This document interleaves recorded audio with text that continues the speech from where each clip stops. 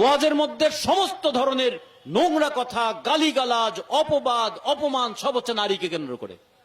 আর একটা কি, হিন্দু সম্প্রদায়ের মানুষের উপর আক্রমণ করবার জন্য।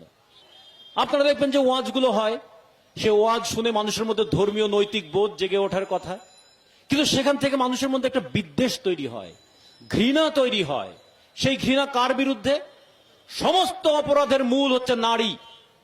ওয়াজের মধ্যে সমস্ত ধরনের নোংরা কথা, গালিগালাজ, অপবাদ, অপমান সব হচ্ছে নারীকে কেন্দ্র করে। আর একটা কি, হিন্দু সম্প্রদায়ের মানুষের উপর আক্রমণ করবার জন্য, ধর্মের মহত্ব প্রচার করবার জন্য নারী এবং অন্য ধর্মের মানুষের উপর আক্রমণ কেন আপনারা করেন? সহজ বলে, সস্তা বলে, মানুষকে সহজে বিভ্রান্ত করা যায় বলে।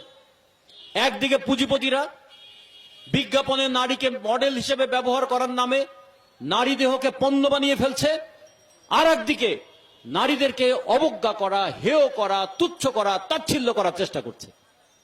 অথচ কত আগে বেগম রোকেয়া বলেছিলেন, গরুর গাড়ি যেমন কিংবা যে কোনো গাড়ি, দুটো চাকা যদি সমান না হয় এবং দুটো চাকা যদি সমান গতিতে না চলে, তাহলে গাড়ি চলবে না। আমাদের সমাজে নারী পুরুষ মিলেই সমাজ।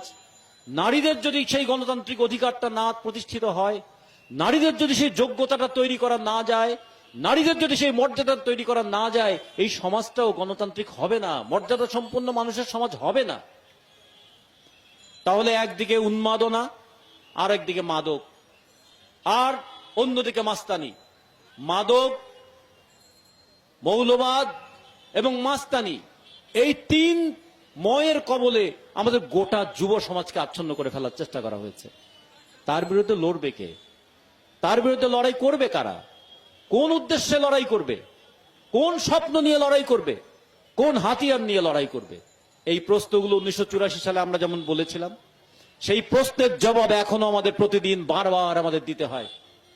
সেই প্রশ্নের জবাব দিয়ে দিয়ে যুব সমাজের যুবকের বিবেকের কাছে, ওই বৃদ্ধদের কাছে, অসহায় বৃদ্ধ যে বলছে যে ভগবান, ঈশ্বর, আল্লাহ, তুমি ছাড়া আর আমার কেউ নাই, সেই মানুষের কাছেও ভরসা হিসেবে এই করোনা কালে যুবকদেরকেই যেতে হবে। আমরা যে কারণে বলেছিলাম, করোনায় যখন বিশ্ববিদ্যালয়গুলো বন্ধ করে দেওয়ার কথা হলো, শিক্ষা প্রতিষ্ঠান বন্ধ করে দেওয়ার কথা হলো, আমরা তখন সমাজতান্ত্রিক ছাত্রফ্রন্টের মাধ্যমে এই কথা বলবার চেষ্টা করেছিলাম, শিক্ষা প্রতিষ্ঠান বন্ধ নয়, শিক্ষার্থীদের মধ্যে থেকে ভলান্টিয়ার তৈরি করো, হাজার হাজার লক্ষ লক্ষ ভলান্টিয়ার তৈরি করো। এই ভলান্টিয়াররা মানুষের পাশে দাঁড়াবে, মানুষকে সহযোগিতা করবে, তাদের যৌবন আছে, তাদের তারুণ্য আছে, তাদের রোগ প্রতিরোধ ক্ষমতা আছে, এই রোগ প্রতিরোধ ক্ষমতা নিয়ে মানুষের পাশে তারা দাঁড়াবে।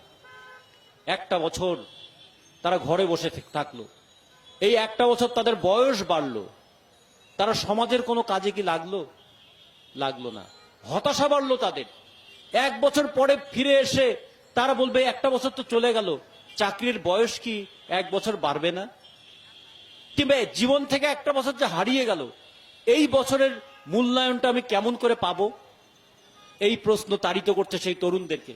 কিন্তু যদি রাষ্ট্র এরকম হতো, এই যুবক তরুণদেরকে সমাজের যে কোনো ক্রাইসিসে পাশে লাগাতো, যুবকরা বলতো যে আমার যৌবনের শ্রেষ্ঠ সময়টা আমি মানুষের পাশে, মানুষের বিপদে, মানুষের জন্য কাজ করেছিলাম, আমার জীবনের এটা শ্রেষ্ঠতম অর্জন। যেটা শ্রেষ্ঠতম অর্জন হতে পারত, সেটা এখন নিকৃষ্টতম হাহাকারের সময়ে পরিণত করা হয়েছে। এখান থেকে বোঝা যাবে রাষ্ট্র কি চায় এবং আমরা কি চাই। আমরা চাই মানুষের মর্যাদা, আমরা চাই মানুষের অধিকার, আমরা চাই মানুষের কর্তব্য, এবং আমরা চাই মানুষের একটা সম্মানজনক ভূমিকা। সেই চাওয়ার রাস্তায় সবচেয়ে আগে, সবচেয়ে এগিয়ে থাকবে কারা? সবচেয়ে আগে এগিয়ে থাকবে তরুণ যুবক ছাত্ররা।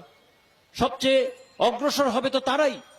তাদের উপর তো এই সমাজ তাকিয়ে আছে, তাদের দিকেই তো মানুষ প্রত্যাশা করে আছে, তাদের দিকে তো মানুষের প্রত্যাশার দু চোখ মেলে মানুষ তাকিয়ে থাকে। ফলে সমাজতান্ত্রিক ছাত্রফ্রন্ট শুধুমাত্র ছাত্র সংগঠনের কাজের মধ্যেই তার সমস্ত কাজকে সীমাবদ্ধ রাখে নাই।